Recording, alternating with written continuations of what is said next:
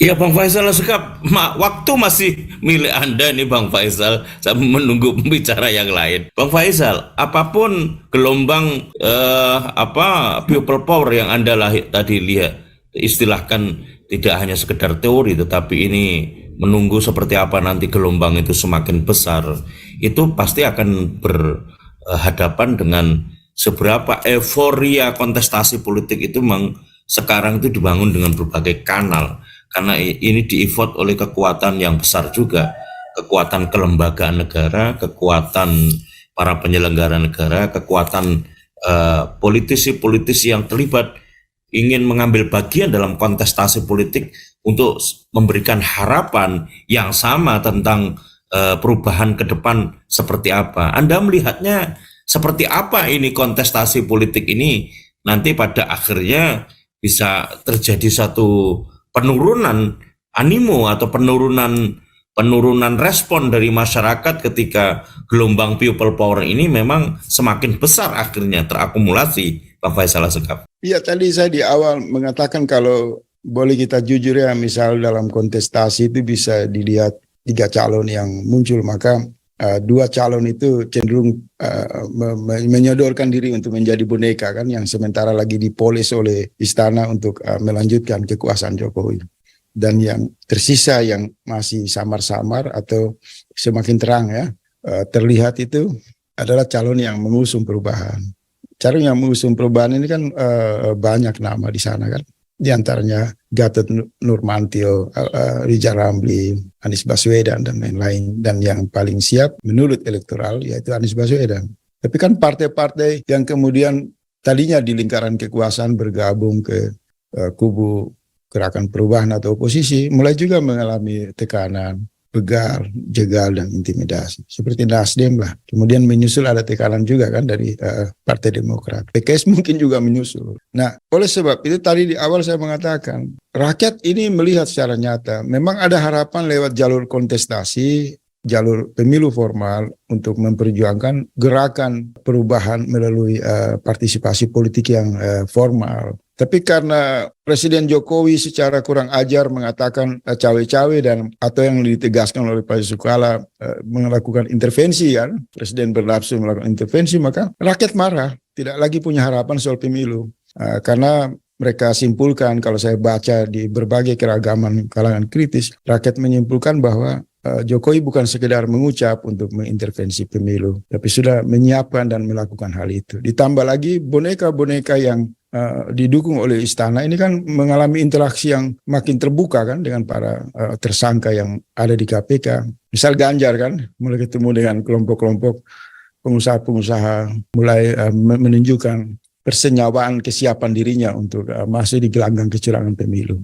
Nah ini tentu memberikan harapan rakyat itu makin pupus. Setelah mereka kembali dengan kekecewaan yang luar biasa, ada bayangan-bayangan palsu yang juga muncul kan, yaitu Pak Prabowo yang memanggil-manggil rakyat. Sudahlah kalau memang Anda nggak suka dengan boneka yang namanya Ganjar, bergabunglah dengan Prabowo. Prabowo lupa bahwa dia bergabung di lingkaran kekuasaan Jokowi itu kan menyakiti rakyat. Nah mereka sakit ini disuruh kembali bergabung. Makin putus asa ini rakyat.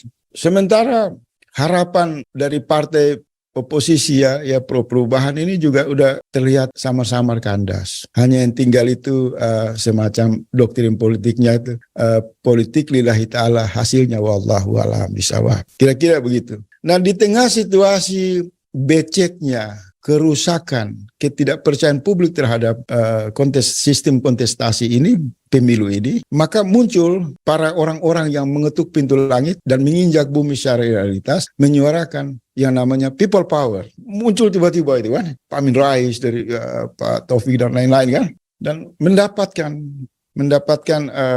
respon yang positif dari berbagai elemen rakyat. Maka yang tersisa hanya dua. Apakah kita akan masuk ke dalam jebakan kembali kepada politik gorong-gorong dengan persiapan melahirkan petugas partai jilid 2, atau rakyat ini menggunakan hak politiknya bersatu bersama panggilan para tokoh-tokoh kritis untuk bahu-membahu turun ke jalan melakukan people power, menghentikan pusat pelestarian gorong-gorong politik itu sendiri. Jadi sudah berada pada posisi itu Ustaz Stamed kalau membaca hati pikiran rakyat. Sehingga ketika Pak Amin Rais dengan kawan-kawan mengatakan mari kita berjihad politik, mari kita turun ke jalan menggalang people power, itu kan responnya cepat, mendapat doa, mendapat sambutan yang hangat. Kenapa?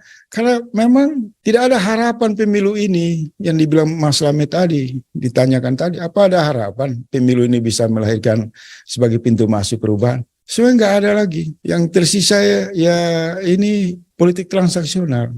Satu pemilu yang diciptakan oleh sistem peradaban politik yang hebat saja itu bisa ada kecurangan. Apalagi satu pemilu yang dikawal oleh satu rezim yang berasal dari gorong-gorong, yang memiliki watak pencopetan politik yang luar biasa, copet-copet politik yang luar biasa, tipu-tipu politik. Sudah otomatis lah pemilu ini akan lebih amburadul dari sejarah pemilu manapun di Indonesia. Dia akan menjadi sarang di mana semacam pemilu 2024 ini kemungkinan dengan begitu bernafsu Jokowi menyatakan intervensi, maka ini menjadi pemilu yang paling buruk.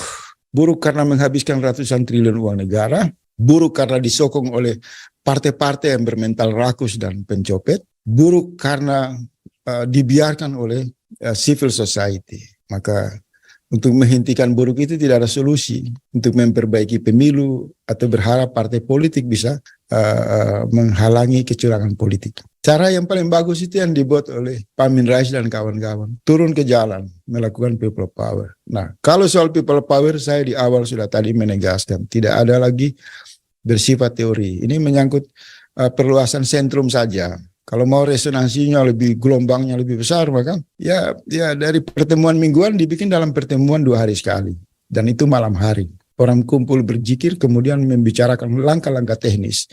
kapan memanggil lebih banyak lagi elemen-elemen terlibat dalam akselerasi konsolidasi untuk memastikan apa yang diinginkan oleh rakyat untuk menghentikan rejim petugas partai ini dapat diwujudkan. Insya Allah. Ya.